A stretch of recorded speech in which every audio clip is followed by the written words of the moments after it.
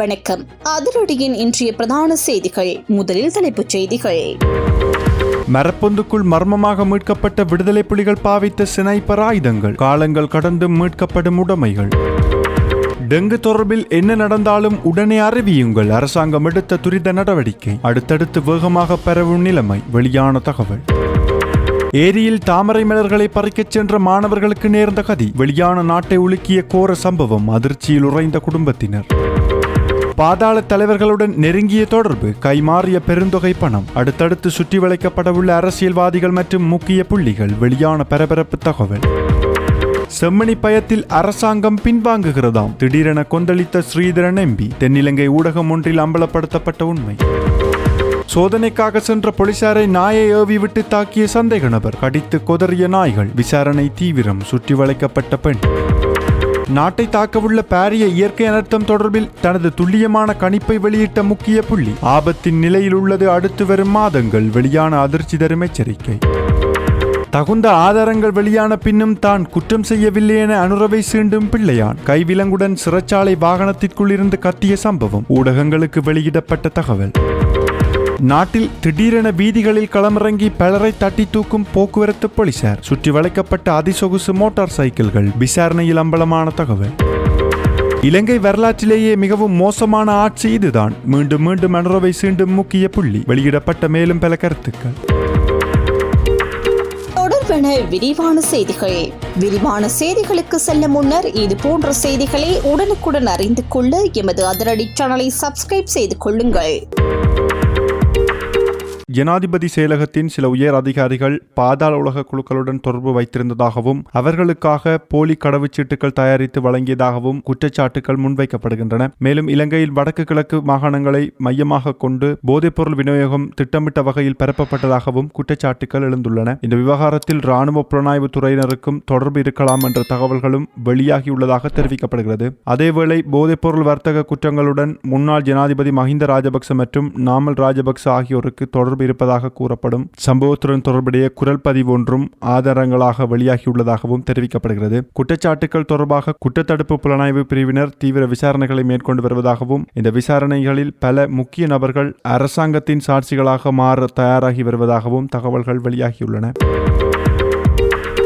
தாமரை மலர்களை பறிப்பதற்காக சென்ற 4 பாடசாலை மாணவர்கள் நீரில் மூழ்கி உயிரிழந்துள்ள சம்பவம் பெனாத்தவில்லு பகுதியில் இடம்பெற்றுள்ளது. பெனாத்தவில்லு பகுதியில் அமைந்துள்ள மங்களாபுர ஏரியிலேயே இந்த அனர்த்தம் ஏற்பட்டுள்ளது. சம்பவம் தொடர்பில் மேலும் தெரிய வருகையில் 5 மாணவர்கள் தாமரை மலர்களை பறிப்பதற்காக தோணியொன்றில் ஏரிக்குள் சென்றுள்ளனர். அப்பொழுது தோணி திடீரென தலைகீழாக கவிழ்ந்ததில் அவர்கள் நீரில் மூழ்கியதாக காவல்துறையினர் தெரிவித்துள்ளனர். இதனையடுத்து ஒரு மாணவர் உயிருடன் மீட்கப்பட்டுள்ளதுடன் நீரில் மூழ்கிய ஏனைய மாணவர்கள் அனைவரும் பெனாத்தவில்லு வைத்தியசாலையில் அனுமதிக்கப்பட்டுள்ளனர். அவர்களில் மிகவும் ஆபத்தான நிலையில் இருந்த 4 மாணவர்கள் மேலதிக சிகிச்சைக்காக புத்தளம் வைத்தியசாலைக்கு மாற்றப்பட்ட போதிலும் அவர்கள் அங்கு சிகிச்சை பலனின்றி உயிரிழந்துள்ளதாகவும் தகவல்கள் வெளியாகியுள்ளன. உயிரிழந்த 4 மாணவர்களும் அப்பகுதியில் அமைந்துள்ள பாடசாலை ஒன்றில் 11ஆம் தரத்தில் கல்வி கற்று வந்தார்கள் என்பதும் குறிப்பிடத்தக்கது. மேலும் உயிரிழந்த மாணவர்கள் பண்டாரநாயக்க மற்றும் மங்களபுர பகுதிகளைச் சேர்ந்தவர்கள் என்றும் தெரிவிக்கப்பட்டுள்ளது. இந்த சம்பவம் தொடர்பில் பெனாத்தவில்லு காவல்துறையினர் மேலதிக விசாரணைகளை மேற்கொண்டு வருகின்றனர்.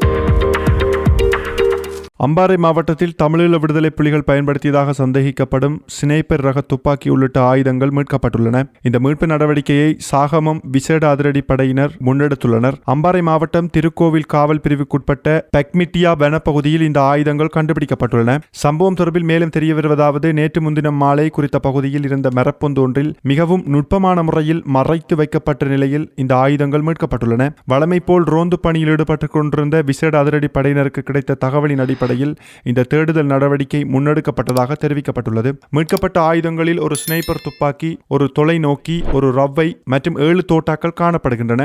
மீட்கப்பட்ட இந்த ஆயுதங்கள் மேலதிக சட்ட நடவடிக்கைக்காக தமன காவல் நிலையத்தின் விசேட அதிரடி படையினரிடம் ஒப்படைக்கப்பட்டுள்ளது. மேலும் ஆயுதங்கள் மீட்கப்பட்ட இந்த பகுதி கடந்த யுத்த காலத்தில் தமிழீழ விடுதலை புலிகள் தமது கட்டுப்பாட்டு பகுதியாக அறிவித்து செயற்பட்ட பகுதியாக இருந்ததாக ஆரம்பகட்ட விசாரணைகளில் தெரிய வந்துள்ளது. அத்துடன் கொரில்லா போர் உத்திகளை நடைமுறைப்படுத்துவதற்காக இதுபோன்ற ஆயுதங்களை அவர்கள் பயன்படுத்தியிருந்ததாகவும் ஆரம்பகட்ட விசாரணைகளில் தெரிவிக்கப்பட்டுள்ளமை குறிப்பிடத்தக்கது.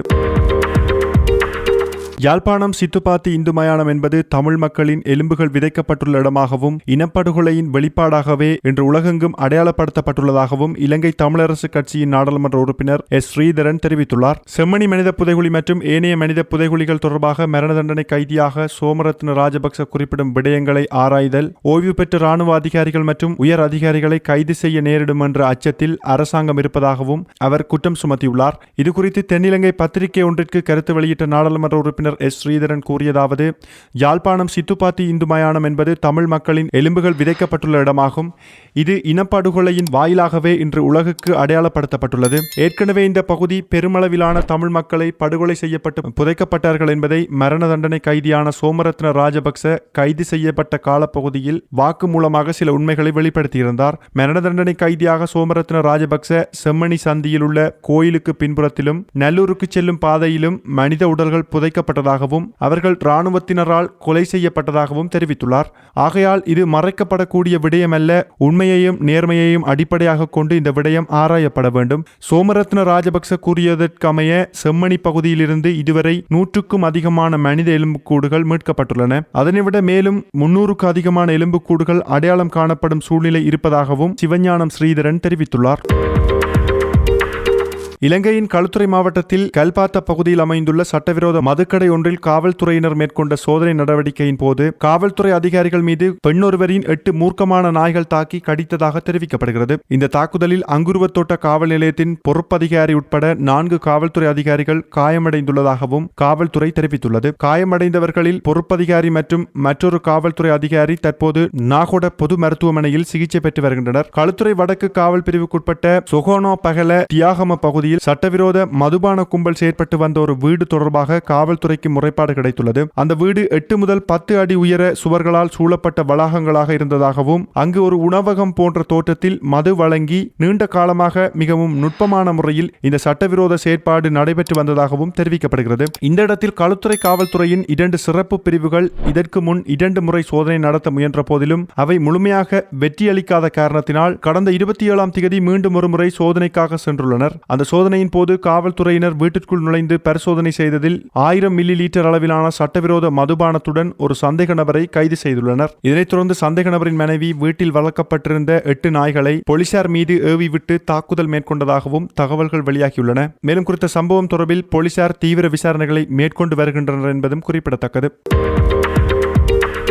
கோமாகம பிரதேச குற்றப்புலனாய்வு பிரிவு அதிகாரிகள் மேற்கொண்ட சோதனை நடவடிக்கையின் போது பதிவு செய்யப்படாத 5 அதிவேக மோட்டார் சைக்கிள்களை வைத்திருந்த 25 வயதுடைய சந்தேக நபர் ஒருவர் கைது செய்யப்பட்டுள்ளார். கோகந்திரா பகுதியில் கிடைத்த ரகசிய தகவலின் அடிப்படையிலேயே இந்த கைது நடவடிக்கை மேற்கொள்ளப்பட்டுள்ளதாக காவல்துறை தெரிவித்துள்ளது. இந்த நடவடிக்கையின் போது 5 அதிவேக மோட்டார் சைக்கிளும் அவற்றில் 2 மோட்டார் சைக்கிள்கள் பொருத்தப்பட்டிருந்த 2 போலியான வாகன இலக்க தகடுகளும் அதிகாரிகளால் பறிமுதல் செய்யப்பட்டுள்ளன. சந்தேக நபரும் பறிமுதல் செய்யப்பட்ட மோட்டார் சைக்கிள்களும் மேலதிக விசாரணை அத்துருகிரிய காவல்துறையிடம் ஒப்படைக்கப்பட்டுள்ளதாகவும் தெரிவிக்கப்பட்டுள்ளது. சந்தேக நபர் கோகந்திரா பகுதியைச் சேர்ந்தவர் எனவும் இந்த சம்பவம் தொடர்பில் அத்துகிரிய காவல்துறையினர் மேலதிக விசாரணைகளை தொடர்ந்து மேற்கொண்டு வருவதாகவும் கூறப்பட்டுள்ளது. டெங்கு நோய் பரவல் தொடர்பான தகவல்கள் மற்றும் முறைப்பாடுகளை உடனடியாக அனுப்பி வைப்பதற்காக சுகாதார மற்றும் வெகுஜன ஊடக அமைச்சர் ஒரு டெங்கு செயற்பாட்டு அறையை நிறுவியுள்ளதாகவும் அறிவிக்கப்பட்டுள்ளது. அதன்படி டெங்கு நோய் மற்றும் அதன் கட்டுப்பாட்டு தொடர்பான தகவல்களை பெற்றுக் கொள்வதற்காக 011-7966366 என்ற சிறப்பு தொலைபேசி எண் அறிமுகப்படுத்தப்பட்டுள்ளது. டெங்கு நோய் பரவல் தொடர்பான தகவல்கள், முறைப்பாடுகள் மற்றும் அவசியமான விழிப்புணர்வு தொடர்பான தேவைகளுக்காக இந்த தொலைபேசி எண்ணை பயன்படுத்துமாறு சுகாதார மற்றும் வெகுஜன ஊடக அமைச்சு பொதுமக்களிடம் கேட்டுக்கொண்டுள்ளது. டெங்கு நோய் பரவலை கட்டுப்படுத்துவதில் பொதுமக்களின் பங்களிப்பு மிக முக்கியமானது என்றும் அமைச்சர் தெரிவித்துள்ளார். அத்துடன் இந்த சேவை குறித்து பொதுமக்களுக்கு பரவலாக தெரியப்படுத்தும் வகையில் ஊடக நிறுவனங்கள் மூலம் விரிவான விளம்பர நடவடிக்கை மேற்கொள்ளப்பட வேண்டும் என்றும் அமைச்சு கோரிக்கை விடுத்துள்ளதும் குறிப்பிடத்தக்கது. இது இப்படி இருக்க டெங்கு நுளம்புகள் இனப்பெருக்கம் செய்யும் இடங்களை கண்டறிந்து அழிப்பதற்காக ஸ்ரீலங்கா ராணுவத்தின் ட்ரோன்கள் பயன்படுத்தப்பட்டுள்ளன. இந்த ஆண்டில் மட்டும் சுமார் 50,000க்கும் மேற்பட்ட டெங்கு நோயாளர்கள் பதிவாகியுள்ளதாகவும் 30க்கும் மேற்பட்டோர் உயிரிழந்துள்ளதாகவும் தெரிவிக்கப்பட்டுள்ளது. டெங்கு வைரஸை பரப்பும் நுளம்புகளின் வாழ்விடங்களை அடையாளம் கண்டு அவற்றை கட்டுப்படுத்தும் நோக்கில் ஸ்ரீலங்கா ராணுவத்தின் தொழில்நுட்ப கருவிகளை பயன்படுத்த தீர்மானிக்கப்பட்டுள்ளது. இதற்காக நாடு தழுவிய வகையில் 3 நாட்கள் நடைபெறும் டெங்கு தடுப்பு விழிப்புணர்வு மற்றும் கட்டுப்பாட்டு நடவடிக்கையின் ஒரு பகுதியாகவே இந்த ட்ரோன் நடவடிக்கைகள் மேற்கொள்ளப்படுகின்றன என தெரிவிக்கப்பட்டுள்ளது. தன் மீது முன்வைக்கப்பட்டுள்ள அனைத்து குற்றச்சாட்டுகளும் போலியானவை என முன்னாள் ராஜாங்க அமைச்சர் பிள்ளையான் தெரிவித்துள்ளார். மட்டக்களப்பு நீதிமன்றத்திற்கு அழைத்து வரப்பட்ட பிள்ளையான் பின்னர் சிறைச்சாலை பேருந்தில் அழைத்துச் செல்லப்படும் நேரத்தில் இதனை தெரிவித்துள்ளார். கடந்த 14 நாட்களுக்கு முன்னர் பிள்ளையான் மீது முன்வைக்கப்பட்ட 4 குற்றச்சாட்டுகளின் கீழ் தாக்கல் செய்யப்பட்ட வழக்குகள் விசாரணைக்கு நேற்று மட்டக்களப்பு நீதிமன்றத்தில் எடுத்துக் கொள்ளப்பட்டது. விசாரணைகளின் பின்னர் பிள்ளையான் எதிர்வரும் ஜூலை மாதம் 13ஆம் தேதி வரை விளக்கமறியலில் வைக்கப்பட வேண்டும் என நீதிமன்றம் உத்தரவிட்டிருந்தது. இந்த நிலையில் நீதிமன்ற வளாகத்தில் இருந்து அழைத்துச் செல்லப்படும் போது அவருக்கு எதிரான குற்றச்சாட்டுகள் குறித்து ஊடகவியலாளர்கள் கேள்வி எழுப்பியுள்ளனர். அதற்கு பதிலளித்த பிள்ளையான் தனக்கு எதிராக சுமத்தப்படும் அனைத்து குற்றச்சாட்டுகளும் போலியானவை எனவும் அவை அரசியல் நோக்கத்துடன் முன்வைக்கப்பட்டவை எனவும் தெரிவித்துள்ளார். அத்துடன் தம்மீது சுமத்தப்படும் குற்றச்சாட்டுகள் அனைத்தும் பொய்யானவை என்றும் அவர் பகிரங்கமாக குறிப்பிட்டுள்ளார். இது மட்டுமல்லாது அனுர தொடர்பிலும் சில தகவல்களை வெளியிட்டதாகவும் ஊடகங்கள் செய்தி வெளியிட்டுள்ளன. இதுபடி இருக்க முன்னாள் ராஜாங்க அமைச்சர் பிள்ளையான் தொடர்பான குற்றச்சாட்டுகள் குறித்து பொதுமக்கள் பாதுகாப்பு மற்றும்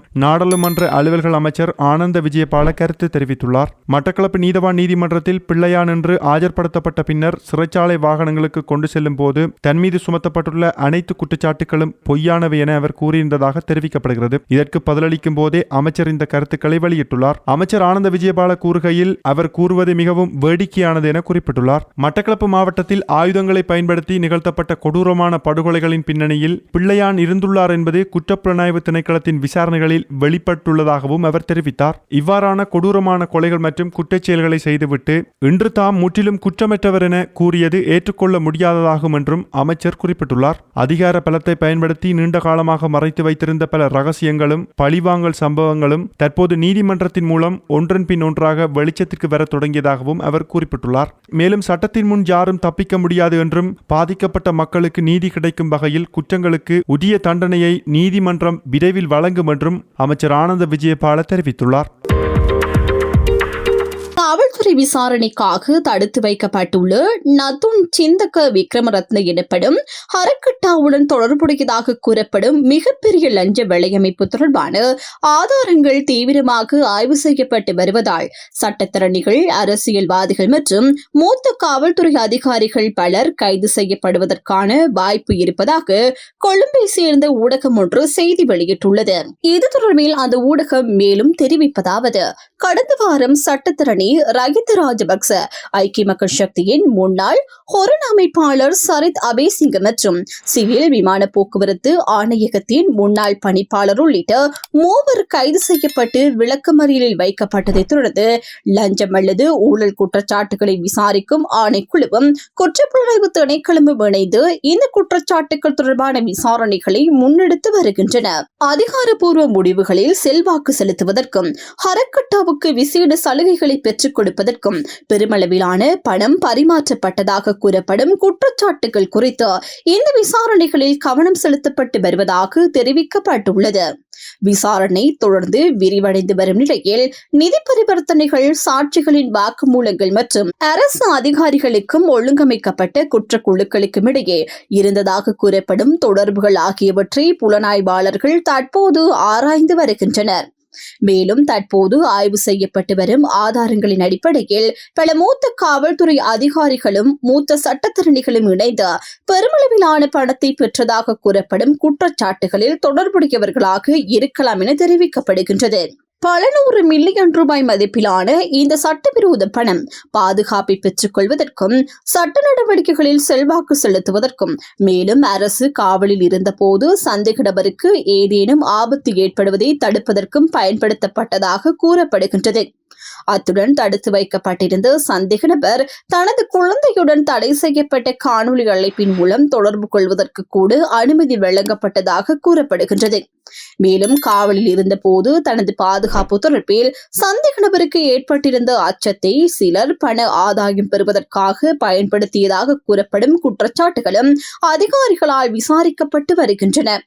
அதேபோல் மூத்த அரசு அதிகாரிகள் மீது தனக்கு செல்வாக்கு இருப்பதாக கூறி பெருமளவிலான பணத்தை பெற்றதாக கூறப்படும் அரசியல்வாதி தொடர்பான குற்றச்சாட்டுகளும் விசாரணைக்கு உட்படுத்தப்பட்டுள்ளன. அத்துடன் இந்த பண பரிவர்த்தனைகள் குறித்து அறிந்திருந்து சாட்சிகளையும் சம்பந்தப்பட்ட மற்றவர்களையும் சில காவல்துறை அதிகாரிகள் மிரட்ட முயன்றதாக கூறப்படும் குற்றச்சாட்டுகள் தொடர்பிலும் புலனாய்வாளர்கள் தொடர்ந்து விசாரணைகளை மேற்கொண்டு வருகின்றனர்.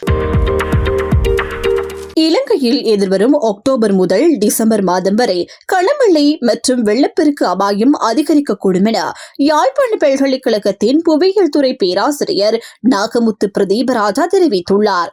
பசிபிக் பெருங்கடலில் உருவாகியுள்ள எல்னினோ காலநிலை நிகழ்வு வேகமாக வலுப்பெற்று வருவதாகவும் அதன் தாக்கம் இலங்கையிலும் ஏற்படும் வாய்ப்பு இருப்பதாகவும் அவர் குறிப்பிட்டுள்ளார். இது தொடர்பான விடயங்கள் அவர் வெளியிட்டுள்ள அறிக்கையில் குறிப்பிடப்பட்டுள்ளன. அந்த அறிக்கையில் பசிபிக் பெருங்கடலின் சமுத்திர மேற்பரப்பு வெப்பநிலை மற்றும் நைனோ 3.4 குறியீடு தொடர்ந்து உயர்வை காட்டுவதாக தெரிவிக்கப்பட்டுள்ளது. மார்ச் முதல் மே 2026 வரையிலான காலப்பகுதியில் +0.48 பாகை செல்சியஸாக இருந்த வெப்பநிலை மே மாதத்தில் +0.94 பாகை செல்சியஸாகவும் ஜூன் மாதம் 29ஆம் தேதி அளவில் +1.9 பாகை செல்சியஸாகவும் அதிகரித்துள்ளதாக அவர் சுட்டிக்காட்டியுள்ளார். இந்த மாற்றங்கள் தற்போது வலுவான எல்னினோ நிலை உருவாகி இருப்பதையும் அது மேலும் தீவிரமடையும் சாத்தியம் இருப்பதையும் உறுதிப்படுத்துவதாக அவர் தெரிவித்துள்ளார். எனினும் இலங்கையில் எல்னினோவின் தாக்கம் எவ்வாறு அமையும் என்பது இந்து மகா சமுத்திரத்தின் வெப்ப சுட்டின் செயல்படும் விதத்தை பொறுத்தே அமையும் என்றும் அவர் விளக்கியுள்ளார். பல காலநிலை மாதிரிகளின் ஒருங்கிணைந்த கணிப்புகளின் அடிப்படையில் எதிர்வரும் ஜூலை மாதம் 20ஆம் தேதிக்கு பின்னர் இலங்கையை சூழவுள்ள இந்து மகா சமுத்திரத்தின் மேற்பரப்பு வெப்பநிலை சுமார் +1.6 பாகை செல்சியஸ் வரை உயரக்கூடும் என்றும் ஆகஸ்ட் மாதம் இறுதியில் அது +2.6 பாகை செல்சியஸ் வரை அதிகரிக்கும் வாய்ப்புள்ளதாகவும் தெரிவிக்கப்பட்டுள்ளது. இதன் காரணமாக ஜூலை மாதத்தின் பிற்பகுதி முதல் செப்டம்பர் மாத இறுதி வரை நாட்டில் அதிக வெப்பநிலை மற்றும் வறண்ட காலநிலை நிலவும் என எதிர்பார்க்கப்படுகின்றது. அதிக ஆவியாக்கம் மற்றும் நீரிழப்பு காரணமாக பல பகுதிகளில் வறட்சி நிலை உருவாகும் அபாயமும் இருப்பதாக அவர் எச்சரித்துள்ளார். அதேவேளை அக்டோபர் மற்றும் நவம்பர் மாதங்களில் கனமழை பெய்யும் வாய்ப்பு அதிகமாக உள்ளதாகவும் அவர் தெரிவித்துள்ளார். இந்த ஆண்டின் எல்னினோ தாக்கத்தில் இலங்கை அதிகம் பாதிக்கப்படக்கூடியது வறட்சியால் அல்ல, மாறாக கனமழை மற்றும் வெள்ளப்பெருக்கினாலேயே என காலநிலை மாதிரிகள் சுட்டிக்காட்டுவதாகவும் அவர் குறிப்பிட்டுள்ளார். 2026 டிசம்பர் முதல் 2027 ஜூலை வரையிலான காலப்பகுதியில் இலங்கையில் எல்னினோவின் உச்ச தாக்கம் உணரப்படக்கூடும் என்றும் அறிக்கையில் தெரிவிக்கப்பட்டுள்ளது. எதிர்வரும் ஜூலை மாதத்தின் பிற்பகுதியிலிருந்து சமுத்திர மேற்பரப்பு வெப்பநிலை அதிகரிக்க தொடங்கும் என்றும் குறிப்பிடப்பட்டுள்ளது. அதன் தொடர்ச்சியான வடக்கு மற்றும் கிழக்கு மாகாணங்களின் நிலப்பகுதிகளில் வளிவெப்பநிலை அதிகரிக்கும் எனவும் கூறப்படுகின்றது. ஆகஸ்ட் மற்றும் செப்டம்பர் மாதங்களில் வடக்கு மற்றும் கிழக்கு மாகாணங்களில் வெப்பநிலை 2.8 பாகை செல்சியஸை விட கூடுதலாக அதிகரிக்கும் எனவும் தெரிவிக்கப்பட்டுள்ளது. அக்டோபர் மாதத்தின் 2ஆம் வாரத்திலிருந்து மழை கிடைக்க தொடங்கி பின்னர் படிப்படியாக அதிகரிக்கும் எனவும் அவர் குறிப்பிட்டுள்ளார். இந்த நிலைமை நவம்பர் மாத இறுதி வரை தொடரும் எனவும் தெரிவிக்கப்பட்டுள்ளது. அக்டோபர் மற்றும் நவம்பர் மாதங்களில் வடக்கு மற்றும் கிழக்கு மாகாணங்களில் பல தடவைகளில் வெள்ள அனர்த்தத்தை ஏற்படுத்தக்கூடிய மழை வீழ்ச்சி நிகழ்வுகள் பதிவாக வாய்ப்புள்ளதாகவும் கூறப்பட்டுள்ளது. கிழக்கு மாகாணத்தின் கரையோரங்கள் வங்காள விரிகுடாவாக காணப்படுவதனால் அங்கு இந்து மகா சமுத்திர வெப்ப சுட்டின் எல்னினோவின் பாதிப்பை தீர்மானிக்கும் முக்கிய காரணியாக இருக்கும் என தெரிவிக்கப்பட்டுள்ளது. ஆனால் வடக்கு மாகாணத்தின் நிலைமை சிக்கலானதாக அமையும் எனவும் குறிப்பிடப்பட்டுள்ளது. ஏனெனில் வடக்கு மாகாணத்தின் கிழக்கு எல்லை வங்காள விரிகுடாவாகவும் மேற்கு எல்லை அரபிக்கடலுமாகும். இவ்விரண்டும் வேறுபட்ட தன்மை கொண்ட வெப்ப சுட்டன்களை கொண்டுள்ளன. அதேவேளை பெரும்பாலான சந்தர்ப்பங்களில் இவை எதிரெதிர் தன்மையை வெளிப்படுத்தக்கூடியவை என்றும் விளக்கப்பட்டுள்ளது. உதாரணமாக அரபிக்கடலில் நேர்மறையான இந்து மகா சமுத்திர வெப்ப சுட்டின் நிலவினால் வங்காள விரிகுடாவில் எதிர்மறையான வெப்ப சுட்டின் உருவாகும் வாய்ப்பு உள்ளது எனவும் கூறப்பட்டுள்ளது. அதேபோல் நேர்மறையான வெப்ப சுட்டின் அரபிக்கடலில் நிகழ்ந்தால் அதன் செல்வாக்கிற்கு உட்பட்ட பகுதிகளில் கனமழை ஏற்படும் வாய்ப்பு அதிகரிக்கும் எனவும் தெரிவிக்கப்பட்டுள்ளது. ஆனால் வங்காள விரிகுடாவில் எதிர்மறையான வெப்ப சுட்டு நிலவினால் அந்த பகுதியில் கனமழை ஏற்படும் வாய்ப்பு அதிகரிக்கும் எனவும் விளக்கப்பட்டுள்ளது. இந்த இரண்டு வேறுபட்ட வெப்ப சுட்டன்களும் எல்னினோவுடன் இணையும் போது மிக தீவிரமான வானிலை நிகழ்வுகள் உருவாகக்கூடும் எனவும் எச்சரிக்கப்பட்டுள்ளது. அது கடலிலும் நிலப்பகுதிகளிலும் அதிக வெப்பநிலையுடன் கூடிய கடும் வறட்சி அல்லது அதிக வெப்பநிலையுடன் கூடிய கனமழை மற்றும் வெள்ளப்பெருக்கு போன்ற நிலைகளால் அமையக்கூடும் எனவும் தெரிவிக்கப்பட்டுள்ளது. தற்போது உருவாகியுள்ள எல்னினோ காரணமாக இலங்கையின் வடக்கு மற்றும் கிழக்கு மாகாணங்கள் உள்ளிட்ட பல பகுதிகளில் விவசாய பாதிப்பு ஏற்படும் அதிக வாய்ப்பு உள்ளதாகவும் கூறப்பட்டுள்ளது.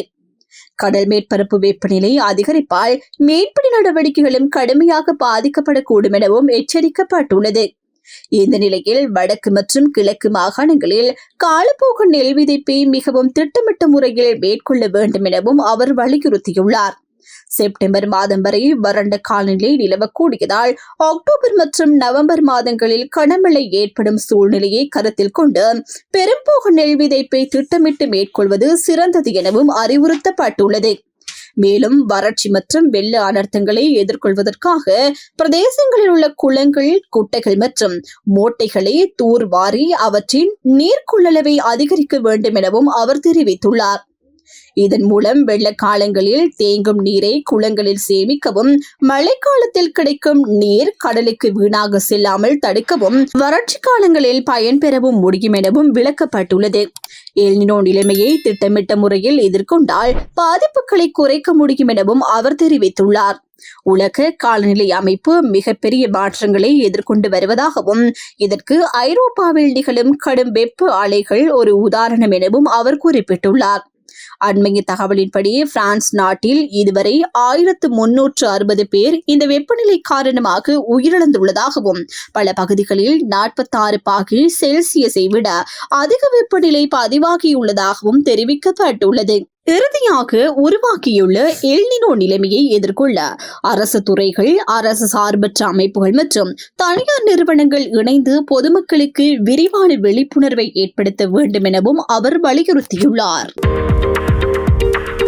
வரலாற்றில் என்றுமில்லாத வகையில் தற்போதைய அரசு ஊழியர்களை மிக மோசமாக அவமதித்து வருவதாக தேசிய சுதந்திர முன்னணியின் தலைவர் மற்றும் முன்னாள் அமைச்சர் விமல் வீரவன்ச குற்றம் சாட்டியுள்ளார்.